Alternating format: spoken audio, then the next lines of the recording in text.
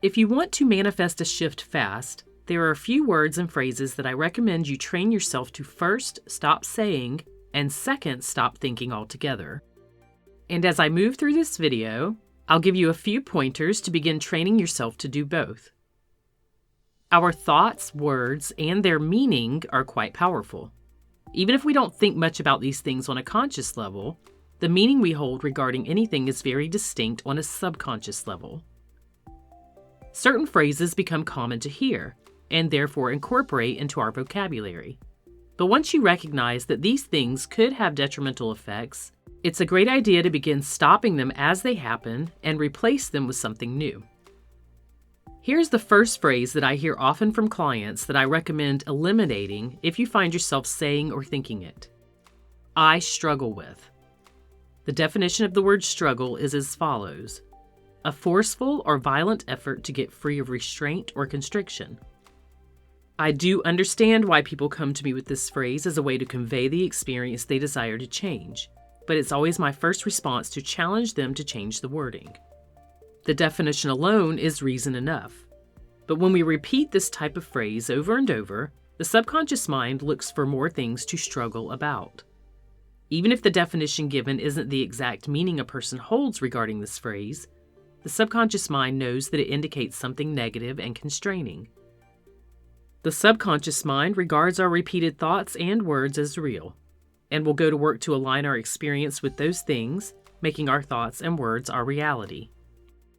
This means that if you often tell yourself that it's difficult or impossible to acquire or achieve your goals, two other words that I would challenge you to eliminate from your everyday vocabulary, or that you struggle with something, the subconscious mind will accept these words as truth and find ways to validate how you think, speak, and feel about yourself and the experience you're having. That's what the subconscious mind does. So how to rephrase this? The first thing to take note of is that you don't want to lie to yourself about the experience. Your subconscious mind won't fall for it.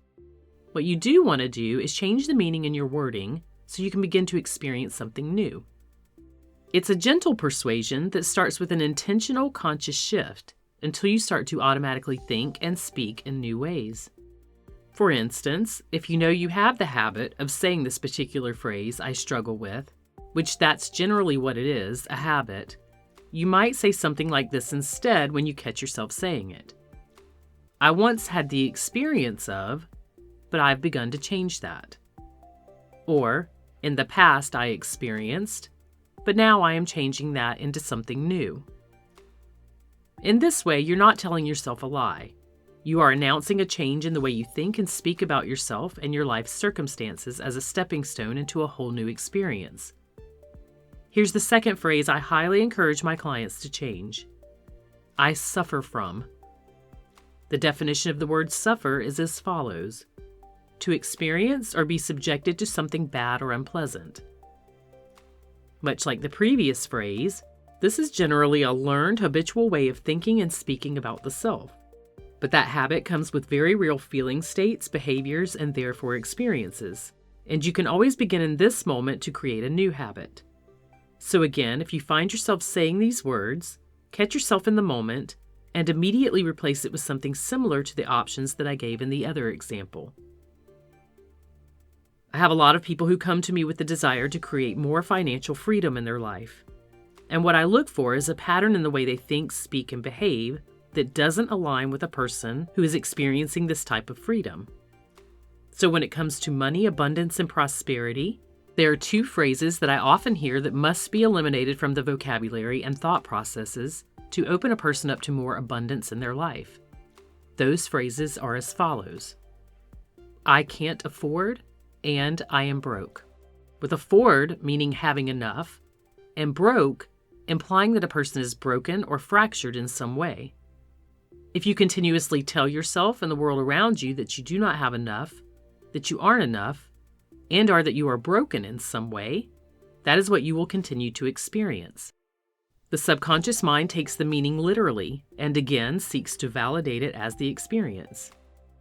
To begin a subtle change in this type of dialogue, I recommend saying something like this as your new response. I am working on increasing my financial abundance. And if someone were to ask you to do something with them where your old habitual response would have been, "I can't afford," you might respond in a way that moves beyond the financial aspect until you make a shift. For example, "Thank you for thinking of me, but I'm going to pass this time." Or something like this that's a little more humorous. "I'd love to join you, but I'm building my financial empire at the moment." The next phrase I encourage eliminating when its use is not necessary is this: "I'm sorry." When looking for the meaning of this word, you'll find synonyms such as these: pitiful, beggarly, distressed, grieved, full of sorrow and regret. There are certainly times when this phrase is appropriate, but I hear this phrase from people who do not even recognize how often they say it. It's become a common part of their everyday casual vocabulary, saying they are sorry for so many things that do not warrant an apology. Some believe they do this out of politeness. However, it's my opinion that casual use of this phrase as needed at the appropriate time would be much wiser use of it. In fact, the clients that I listen to who say this phrase at unwarranted times are generally people pleasers and/or put others before themselves. They often have a few self-worth issues that we need to work on because they've convinced themselves, generally on a subconscious level, that they are sorry and are unworthy in some way. If you find yourself saying "I'm sorry" often, try to catch yourself in those moments and ask yourself if an apology is necessary in that moment. Here are things that you do not need to apologize for. Things you can't control, things you didn't do, things other people do, asking a question, needing help, how you look, how you feel, or not knowing or having an answer to something. When it's necessary, change the phrase to "I apologize."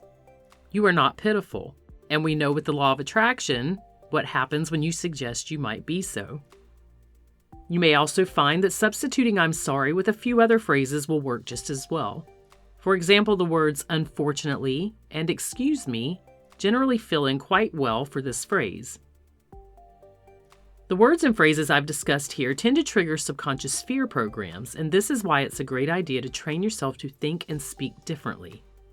You may have a different phrase that you use that you notice would be beneficial if you eliminated it from your thinking and vocabulary.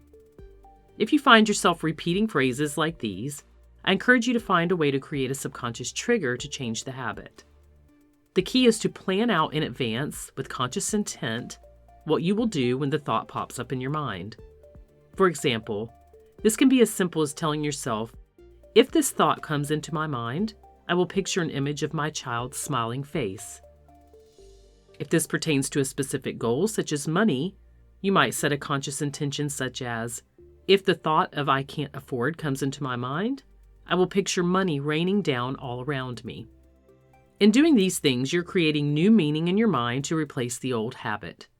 It creates a new habit, one that drives you more towards the goals that you wish to manifest in your life. And know that you can greatly affect your subconscious mind and your entire life by taking conscious control of your thoughts, words, and phrases that you use on a daily basis.